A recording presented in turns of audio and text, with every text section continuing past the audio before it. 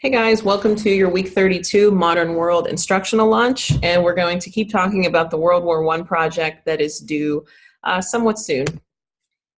But first I want to talk about the Focus on the Finish challenge and update you guys on the thing as a whole. So this was updated on Monday, April 1st at 5:30 p.m. I went in and tracked the data of everything that's been submitted so far. Some things you have to keep in mind: it was spring break, so our instructors were not required to work, just as you were not required to work.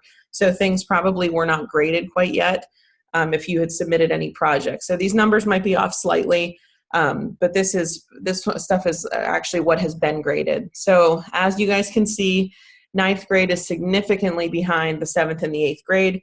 You guys have only had 65 total points, whereas 8th grade has 93 points. And again, you get 1 point for every mastered focus area and 2 points for every project that you submit that it turns green. Whenever we take a look at things, it gets even worse for you guys because you guys actually have more students than any of the other grades. So we're breaking this down by points per learner to be more fair.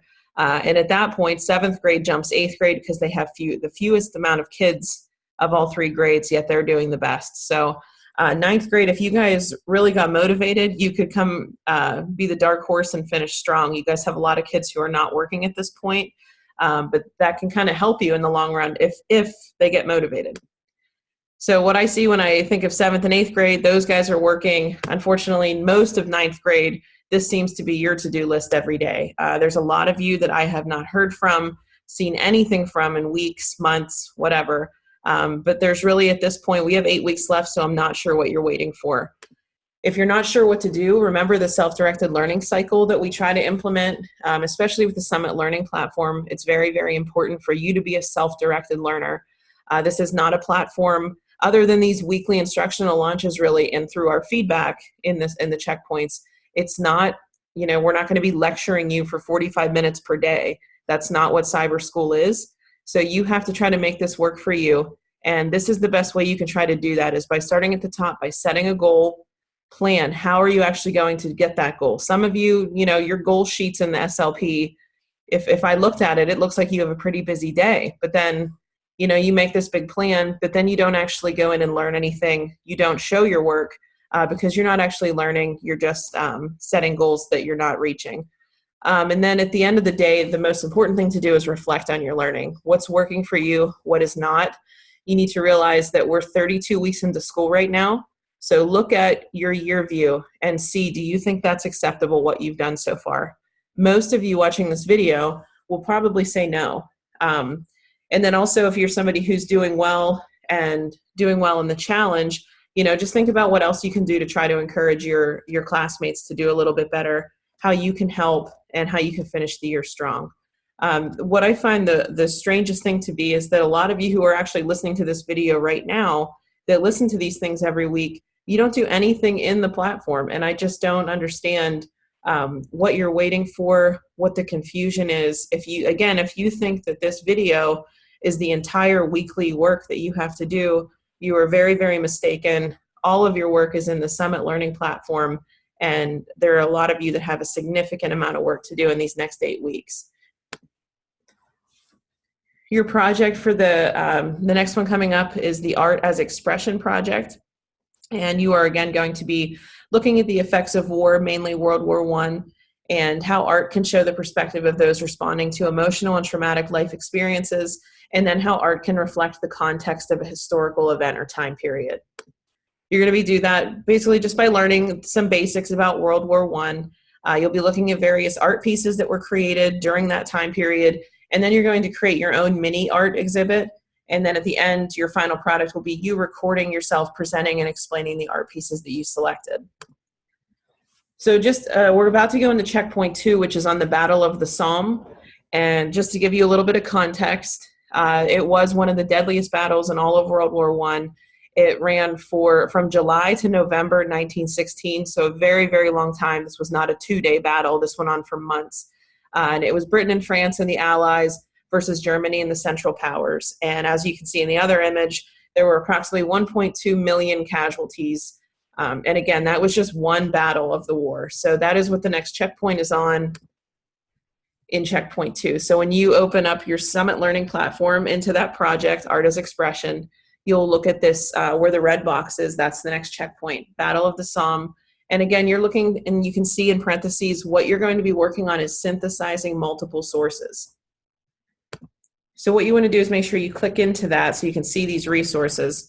But when you do, this is checkpoint 2, you're answering the historical question, what happened on the first day of the Battle of the Somme, and which side won that first day? Some of you have been submitting these just kind of guessing, or I can tell you're doing a Google search or something, but that's not really what we're looking for. We want you to use the documents that are actually in the Summit Learning Platform. So you can find those. When it says evidence, we mean right here, Battle of the Somme documents. So you have to open up the documents, and you have to, there should be, I believe, 3, document A, B, and C. And you are going to look through those and then come up with your opinion. All right, and also at the bottom, please remember where it says synthesizing multiple sources. At the end, after you write your paragraph, you need to be highlighting the rubric language that you believe you met. So go down where it's, I think it'll say for yours 3, 4, and 5, or 4, 5, and 6. You need to highlight what number you think you should have earned on this project. And then you went in the box that says justify it. That's you telling me why you think that you deserve a 4, 5, or 6 on this checkpoint. Oop, I'm going to go back. So the cognitive skill that you are going to be assessed on for this one is the synthesizing multiple sources. So what you're going to do, you have to understand, you're going to be getting 3 different perspectives in this checkpoint. You're going to be getting document A, which is a British newspaper, document B, which is a British soldier, and document C, which is a German soldier. So again, the British and the German soldier were fighting against each other, and they were actually there, but document A is a British newspaper, so they're reporting from outside. So for each source, what you want to do is ask yourself, who wrote it?